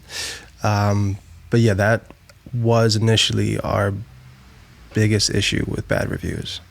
Is people complaining that, that's oh, out my of your food. control. It is. And people mostly know that, but then still get upset at us for it. So it's like, you gotta. Yeah. The other day, I've never had, and it wasn't their fault, but our go-to probably pizza shop here is Bob's in Pilsen. And Bob's can probably get it out in like 15, 20 minutes. And I should have just picked it up on my way here to the office. But an hour goes by and the DoorDash person still hasn't arrived to pick it up. And I call Bob's and they say they were trying to do 2 deliveries in one route type thing. And so it's like, I know that's not on Bob's, but I just went in and just canceled the order. It's like an hour for a pie? Yeah. Like, come on. Shout out Bob's, by the way. Yeah, they're awesome. we love Bob's. We got a photo recently. This doesn't happen a lot, but we got a photo from a customer showing their delivery, and the pizza is literally like all in one corner. So the driver must have picked up the pizza and put it on its side. I'm like, you can't be that stupid, dude. Like, seriously, like, come on. So it doesn't happen too often. I mean, back in the day, we had some issues. Almost got in a fight with one of the drivers, but since then, it's not too bad. At what point do you consider bringing it in house? We did try. Do you have that many delivery orders that like it's challenging, especially with small spaces. It's really, really tricky. We did try it. It just didn't seem to work out that well. It's much easier just to rely on the third parties because they can come and go real fast just for one order, And so so you even have room for a driver to hang out. Yeah, that was hard. Those apps do a good job at just like refunding orders and trying to rectify the issue. And I just wonder if that consumer, especially if that was their first time trying it, like the risk they're willing to take to try it again, or maybe they just got to go in person, but it just leaves a bad taste sometimes. Yeah, there's definitely pros and cons. For us, it's worth it because we do good sales on those platforms. Yeah. But we do hope that if anyone does have a bad experience, that they reach out to us, hopefully over email or call, and we're going to take care of them. Even if it's not our fault, we're going to make it right, and we're going to make sure that they're happy. So we just hope that they don't leave us a bad review online. That's, Right. Well, I mean, it could be followed up with your perspective. There's always three sides to a story, and hopefully the truth does come out. And if it was within your control, you would, and it sounds like even if it was outside of your control, you would do everything in your power to rectify the issue. But I think when someone reads a bad review, I think they would have the understanding, if they were to read your side of the bad review, that, it'd be understanding. Yeah, I think so. People don't always go through reviews and read them. They're going to just look at the rating on Google or Yelp and be like, they got a 4.2, I'm not going to go, or they have a 3.8 or whatever it is. Yeah. So, I tend to do that too. So the review side is tricky. We always try to rectify every bad review if we can. We try to call the customer. We try, again, even if it's not our fault, we try to rectify it. But it doesn't always work out the way we hope. Yeah, with reviews and exposure, at this point, like working with a lot of the food bloggers in the city, is there value in that? Like people are trying to make careers out of this stuff, and some are really good at what they do. Yeah. But like working with a number of them, do you continue to see value in the work they do? Well, yeah, I would say that's what really got us off our feet in the beginning, was working with influencers. Erica Eats was someone that was really influential for us in the beginning, a few others. And so, we continue to work with them. I could see why some people think it's disingenuous, because some people think like, these people are just going to get paid to come in and give a review. When a restaurant opens up, you see like 10 different Instagram reels about this one restaurant, and then it kind of just dies off a little bit. And I hope that doesn't hurt the business ultimately, but you see this wave come, and then you kind of see that wave to die out. Yeah, we've tried to be consistent with it. We don't go as hard as we did once, but we think it's important to stay in front of people's faces as much as possible. And so there's no reason to not do it, in my opinion. I know other people have other opinions about it, but I think it's a good thing. It's been super helpful for us. I think we've grown our brand much due to working with influencers. Yeah. It was very low-cost marketing for us in the beginning as well, which was helpful. We didn't have a lot of money in the beginning, so we were asking ourselves the question, how do we put our brand or our pizza in front of people? Like, how do we develop a following? How do we get followers on Instagram? How do we get people to understand what we're about to open up ourselves? Not having a ton of marketing experience, and at least me, not necessarily knowing how to reach the masses. So that was a big help for us, especially in the beginning when no one knew who we were. Getting those people to come in and tell their people, like, hey, check this place out. Suddenly we started getting followers. Suddenly we started getting people interested in the brand. As soon as we opened up, we were fairly busy, at least it felt like at the time. I think that played a big role. Yeah. Sure. Yeah, that was my playbook. Did Dave Portnoy ever share how he came upon, like how you guys landed on his radar? I think he heard some rumblings from some of the Barstool employees. Dave was one of them. He's actually from our hometown of Warrenville. White Sox. White Sox Dave. And he mentions him in the review, not so positively, but it's pretty funny. And I also think once I knew that he was in Chicago, we were doing everything that we could to get his attention. And also we were the highest rated place on the One Bite app that hadn't been reviewed yet. So we had a strong feeling that he might show up. I see. I can't imagine the amount of anticipation that might go into that. But that being said, you're so busy that you don't have the time to dwell on, is Dave going to show up? Is Dave going to show up? It just happens. Yeah, right? We had a feeling that it might happen, and knowing that that's the biggest moment for us. If he does come, then that's like everything's on the line. It's like it's being self-aware of a potential opportunity and doing everything in your power to be ready for that opportunity. Because imagine if the opportunity shows up and you weren't ready. Right. Yeah. That's a scary thing. And so, we're trying to prep our employees in the suburbs, like, hey, Dave might show up at some point. Like, if he comes, know who he is, be ready, and make him a great pizza, please. And we tell them all the time, don't give him a pizza that's sat around inside of a box. Like, it needs to be cut and handed to him as soon as you're done cutting it. Yeah. It needs to be fresh as possible. They know if he has to wait 7 minutes, that's just what you got. You got to do it. You have to. Yeah, Sorry, refire Dave, it. but But interestingly enough, like, is that a similar theme that you guys do for any customer that and guest that walks in through the doors? if a pizza sits too long, we will toss it. We're not going to give someone a bad quality. Okay. So that's why we have this setting for our orders called throttle, which allows us to look at each order and it says what time it's due. So we're constantly looking at tickets all night and saying like, okay, this is due in 2 minutes. Okay, this is a good time to like finish this pie up. So getting our timing right throughout the night so that we finish it, cut it, put it in the hot box for no more than just a few minutes, and they show up and pick it up. Perfect. So it's all about getting that timing right. Okay. Yeah. Having now a sit-down concept, are there things on the menu that you have always wanted to make, maybe as a chef back in the day, that now you can bring back because you have the space for it? I've been able to explore a little bit, but still primarily being pizza focused. Like we've been able to do veal meatballs, which is something I've been wanting to do for a while. I feel like a lot of people do meatballs, but they don't do meatballs correctly. Everybody has a meatball. And I think that using the right quality ingredients and getting a little bit spicy and using the right ingredients and flavors, making sure it's really tender, is really important for me. A good tomato sauce. So I felt very motivated to do like the perfect meatball, and anybody that's had the meatballs at Nemec Brothers just raves about them. So I'm super proud of that. So that was cool. But other than that, you know, the focus is still very much so pizza, but we'll do different toppings out in the suburbs. We have a pizza that I love. It's one of my favorites. It's a pesto and sausage pie where we put pesto as the base and then fresh mozzarella, and then we take Italian sausage rope and we cook it up, and then we slice it, and then those sliced pieces of sausage goes on the pie, as well as some red onions, and then as soon as the pie comes out of the oven, we hit it with some fresh burrata that we just break up all over the pizza, and then we put some hot honey over that as well, and just like you get a little bit of salty, a little bit of sweet, a little bit of spicy from the sausage. It's really, really good. So pizzas like that are unique out in the suburbs. That is unique. I think you guys were the first place I tried bacon jam.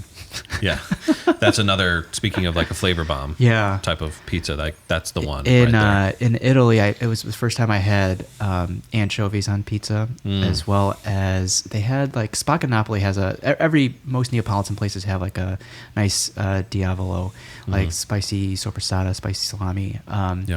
But this place in Italy, like on top of just like white truffle, but they had like grilled red onions, which added like a nice sweetness to the spiciness. Yeah, I just got back from Italy like a little bit ago. I went in September. It was incredible. It was an incredible experience. But yeah, there's actually some Italian influence for sure in what we do. We use a Sicilian olive oil that's imported. Okay. And you know, when we were working on our recipes at Zaza's in the beginning, I think we told ourselves that we're doing New York style pizza, which is a very like traditional thing. Most New York style pizzas are going to have plain cheese, sausage, pepperoni, you know, keep it simple.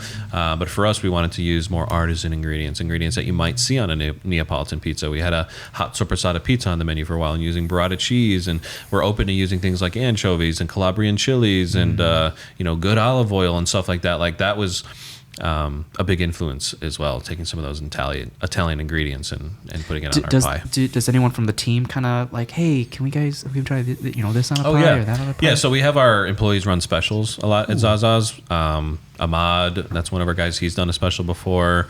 Our guy Chris did a really good special called the Chronic that has bacon, and he did I think like a dill butter on that one. I don't remember exactly what he did, but it was really freaking good. And then our guy Ben, he did a crab rangoon pizza that was really, really fucking good. That was awesome. He did like a sweet chili sauce that he did on top. Oh wow! And Steve with the artichoke pizza. Our guy Steve did an artichoke pizza. So yeah, we give our employees the space to be creative as well. Wow. Have you guys collabed with Tripping Billy already? Yeah, we have. Oh, yeah, that was great. Yeah, he did a collab with us maybe a little bit over a year ago. And I remember it sold pretty well, and the flavors were fantastic, and it was very unique too. The way he does the shishito cream sauce, the way the pizza came together was very unique. Yeah, that's what I love. You know, when it comes to making pizza, like the cheese was our foundation. Plain, dough sauce cheese was like our foundation. But the chef in me always wants to push the limits of like what we can put on top of a pizza, whether it's chili crisp, whether it's pork belly, whether it's short rib, whether it's shishitos and corn, like Billy does. I think that's when I get really excited nowadays when I'm creating, is being able to come up with cool toppings. The part that disappoints me a little bit is that where we are in Lakeview, sometimes they don't receive it as well as I would want them to. It's still our plain classics that sell the best. And then when we do these really creative pies, maybe just sell a couple here and there. That's interesting. Yeah, it is interesting. I expect more from Lakeview. Me too. Me too. But anytime we do like one of these special pies, we just sell a couple here and there. Yeah. And I've always wanted the specials to kind of take off a little bit more. So that's been one interesting thing, is that the town seems to gravitate towards the plain cheese, plain pepperoni. But I think that also goes to show that sometimes the simple things are the best. I wonder if the specials would have taken off more at festivals. Yeah, so when we did the bacon jam at Pizza City Fest, people were really excited because I think a lot of people were more like gearing towards just doing like the more plain stuff. Yeah. So when they were able to come to our booth and they saw, oh, you have a truffle mushroom and you have a bacon jam, like, oh, what the hell is this? And they try it and be like, okay, that was the best thing we've had in an all day. ideal world, I wonder if all the vendors came together and be like, hey, what are you planning on bringing? Instead of this super hyper competitiveness, it's like, go get the whipped ricotta and pepperoni and the hot honey over there, and get the bacon jam here, get the artichokes over there. It's just like, so everyone can have different tastes everywhere. Yeah. On the topic of specials, we should talk about the Dicka pizza if you want to break down what it is and why we're doing That's a it. recent one that we've been doing that's really important. So our really good friend David Benelkazar, he has stage 4 lung cancer, and he's been going through treatments, and he has a lot of hospital bills that have just been racking up. And his brother Jake, who's a really close friend of ours, he came to us and essentially opened up the conversation like, hey, is there anything that we can do collaboratively to help him out? And my initial reaction was like, yes, of course, like let's think about it. So it took some time, and we ultimately landed on the idea of David coming up with an idea for a pizza, and we would take the proceeds from that pizza and it would go 100% towards paying for his hospital bills. So he came up with the name of the pie, called it the Dicka. He's a huge Mike Dicka fan, and he came up with the toppings for it. And what it is a sausage, pepperoni, shallots, and Caruso giardiniera. Delicious, by the way. Really good combination of flavors. So he came up with that, actually. And we put it on our menu. We put out some advertisements, some marketing for it, and explained to the people like, hey, this is what this pie is for. Like, this is what we're doing. And so far we've raised about $2,000. Okay, amazing. That we've been able to put towards his hospital bills. And it's still on the menu, so we're going to still keep going with it for a little while here.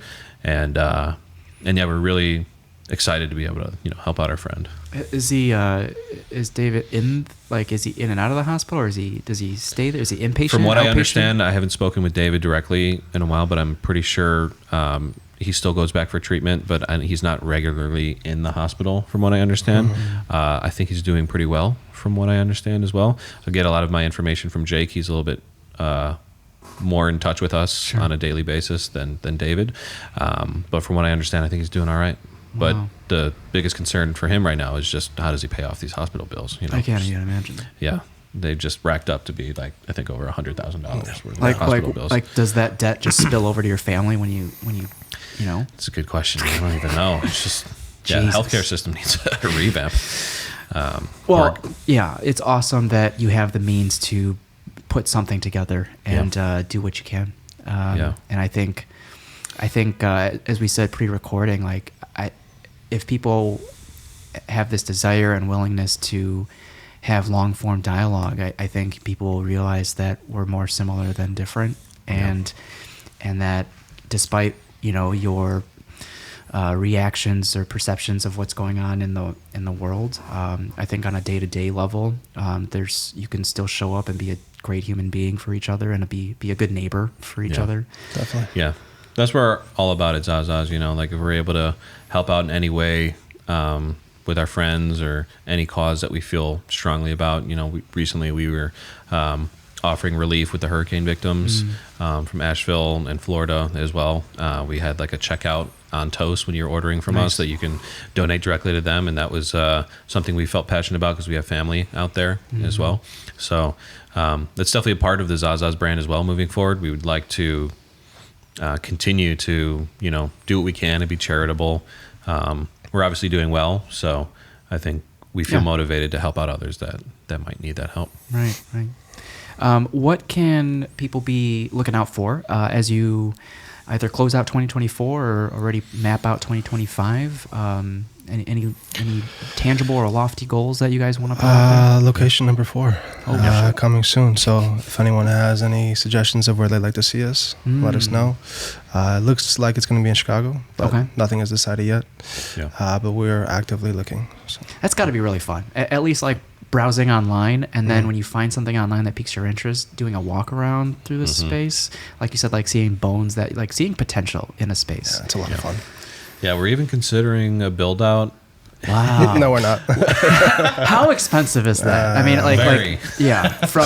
from looking for a second. Yeah, he's leaning towards not wanting looking to for do a it. second gen space to a full build out. Gen 2 space is, from where we stand currently, the way to go. Like, you're doing well, but not that well, maybe. No, well, we could do it. It's just that I don't want to do it. I've always dreamt that it would be so nice to be able to lay out everything exactly how we want it, but I also understand his concern. I guess what would your dream layout be? And imagine if you found it already built out, right? Sure. Like, what would your dream layout look like? Well, I think the biggest concern that we have, and one of the difficult parts of all 3 restaurants, is that if you walk in for your order, you have to walk past tables and you have to walk past individuals to be able to get to our host and then get your pie, and then you kind of have to like scoot past people. Pequod's kind of did that better after the pandemic. Sure. If you're picking up, it's kind of right there. Yeah, like having a better layout for pickups. Yeah. And as soon as you walk in, there being like a host stand and an available walkway for our employees to go and handle the takeouts without it being in the way of customers would be nice.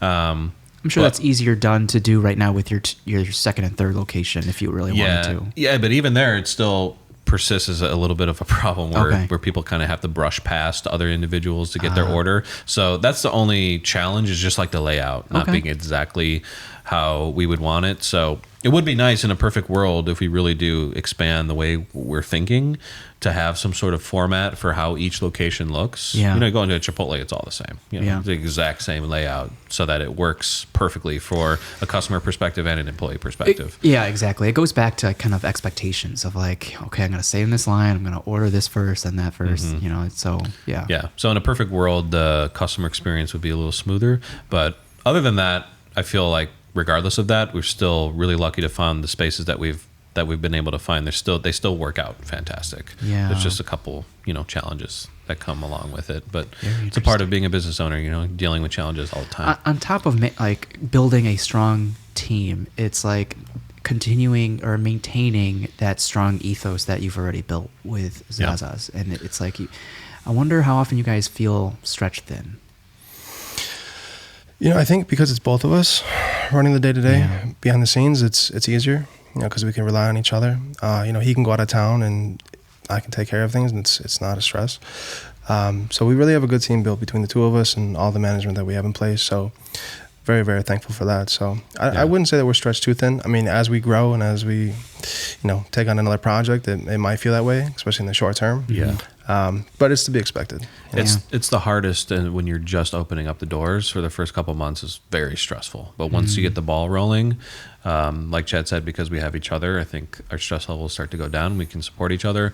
But for me, it's really hard. Like just that first opening procedure, like the couple first months are really hard. What seems to be a bottleneck when you're prepping to open?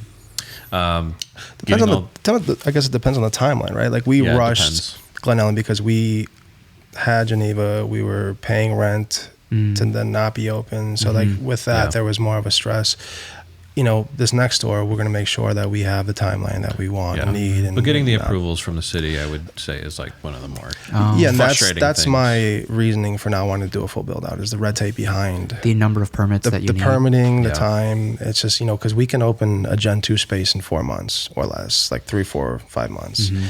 Full build out, you could be looking up to a year and a half. So while you're waiting for permits, are there other things that you can get ready So then when the permits come, you're like ready to go. There's certain things you can do, like you can develop your team, you can start to hire. But you can't do it too soon, though. But you can't do it too soon, so it's a 'cause you have to balancing pay act. them. Exactly, Right. and you also have to guarantee them a certain amount of hours in work, which is hard to give to them if you don't have an operating restaurant. Yeah. So that was really hard when we opened up Glen Ellen. We were waiting on permits from the city, but we had already hired people. So it's like, you'll start working soon. Like, just be patient. I'm sorry. Like, and some of these people like are quitting their jobs. So it's really tricky. Yeah. That first beginning phase, getting the timing right with everything. Okay. Wow. Is there a certain area of the city that you would like to be in? Like, do you want to try? Like, do you want to go further north? Do you want to try South Side? We're open to options. I mean, we've talked about Lincoln Square. We really love the very town. It's similar to Lakeview. Yeah. So I think we would do well there. Logan Square is a conversation. We're thinking about all options, though. There's nothing for sure. So Yeah. It's exciting. we'll see. I'm It excited is. for you guys. Thank you. Thank you. You'll be on the guest list for VIP. I want to go check out. I almost said Galena, Glen Ellen. I don't think because my parents are in Palatine, so like I go out west sometimes. But I think that's like you guys are by Do you know where Wheaton is? Villa Park. Yeah. It's right next to Wheaton. Okay. Yeah. Anything else you guys want to share? Shoot. As Brett said earlier, I really do believe as well that we're just getting started with this. That's And crazy. I really think we're going to scale it far. And that's my goal. Yeah. So I think that next level is when you cross state lines. Yeah. There's been talks about that. Is there a state that you want to? You said you had family on the East Coast. yeah, like, our mom lives in Florida. Okay. But there's been talks of like Austin, Texas, and there's been there's some opportunity. Yeah, we've had some Yeah. people with big names show interest in wanting to open up a store with us. Gotcha. yeah. Now, So we'll see. and are you, as from the business perspective, kind of like eager but reluctant, or like just trying to be patient about it? Yeah, more reluctant for any partnerships. Because when it goes, right? Yeah. Yeah, it becomes tricky when you bring on partners. It can become tricky. So Yeah. we're not sure what we want to do with that just yet. Yeah. For now, us being able to physically travel to any of our locations with ease is important. But when we get to a place where we're like, there's no other towns where we even care to open, I think we have enough restaurants within our space, within our sphere, then I think that'll be the time. It's like, okay, where else do we want to go outside of Illinois? That's wild. And at what point, because I'm curious about your, do you feel like you're balancing your lives pretty well? Do you get concerns from your partners or your kids about, hey, I want more time with you? So to the point where you continue to expand, are you going to continue to sacrifice your time? Or maybe at the beginning and it'll settle out eventually, but at what point are you doing this for yourself versus as a means to provide the lifestyle you want for your family? Sure. That's a good question. It's a great question, but I think for me personally, and something I've told Chadd is as we continue to expand, if we have a certain number of locations under our belt, I think having a corporate structure is going to be really important, and having middlemen, people that are underneath us, that are managers that can Delegate. hop from location to location. I think that's the only way to have some sort of a balanced life. I think if we're trying to manage everything ourselves and we own 10 restaurants, that's not, at least in my mind, that's not possible to have a balanced life with your family or your partner or whatever it may be, and trying to manage 10 locations. I don't think that's possible. So I think developing a corporate structure and having a team underneath you of individuals that go and check on the product, and you have people that check on quality, and someone who's in charge of kitchen operations and the back end and payroll and whatnot.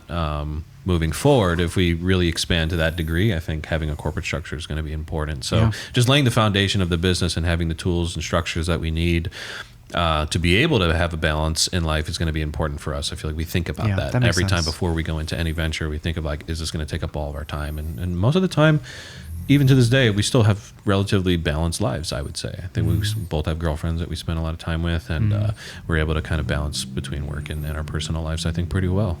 Yeah, I would never overly sacrifice my home life for work. There's moments, I have basically 2 kids. And there's moments that I have to be on my phone, I have to be texting, I have to be communicating for a period of time, and I understand that can be frustrating. But all in all, it's like I make time for my family, you know, and so that's the most important thing. Yeah, agreed. Where can people find you if you guys want to be found? Shoot. Instagram. Check us out on Instagram, Yeah. Zaza's Pizza. Yep. We're trying to blow up on TikTok. I'm starting to put videos on there. Working on it, yeah. We're working on getting our TikTok Do following. you feel like you've gotten over the hump of like being on camera? Like, Yeah, like a making, little bit. making videos. A and little stuff bit. like I that? think when I initially decided, like, hey, I have to start putting myself on camera, I was initially very reluctant. I remember the first video I did, my girlfriend helped me film it. And I was just like so like Cringy? uncomfortable and just not happy with how it came out and whatever. But as you do more of them, you start to become a little bit more comfortable on camera, and ultimately it's worth it because that's what people want to see. People want to see the face of the business and understand your recipes and your mindset and your ethos and your story and all that good stuff. So ultimately it's so worth it at the end of the day. Yeah, I mean, who wouldn't want to see that beautiful face of yours? Nice. So what are the handles that people should be following on Instagram? and Zaza's TikTok? Pizza Zaza's on Pizza? Instagram, Okay. Facebook, Nemec Brothers Pizza on Instagram and Facebook. What's the TikToks? I believe the TikTok is just Zaza's Pizza as well. Okay. Yeah, those are good places to check out our content. We're going to be on the regular, just putting up, our recipes and our stories and explaining why we do what we do and hoping that the people get excited about it, you know? Yeah, I wonder if there could be like a team outing with Angelo at Donate Pizza. I don't know, just like there's so many opportunities to collab and we're due create. for a team outing actually soon, so having Angelo be involved would be awesome for sure. Why not? We'll make it a fun time. Guys, it was a pleasure chatting with you. I always enjoy talking Same here. shop, and it always makes the next time we step into your place of business that much more meaningful, at least for me. And whoever's listening, I'm sure they get that same feeling as well. So thanks for spending the time. We wish you nothing but luck and success in 2024. It's already end of November, or mid-November. It's wild. Good luck to you guys. Thank you, so brother. much. Thanks for having us. Mm-hmm.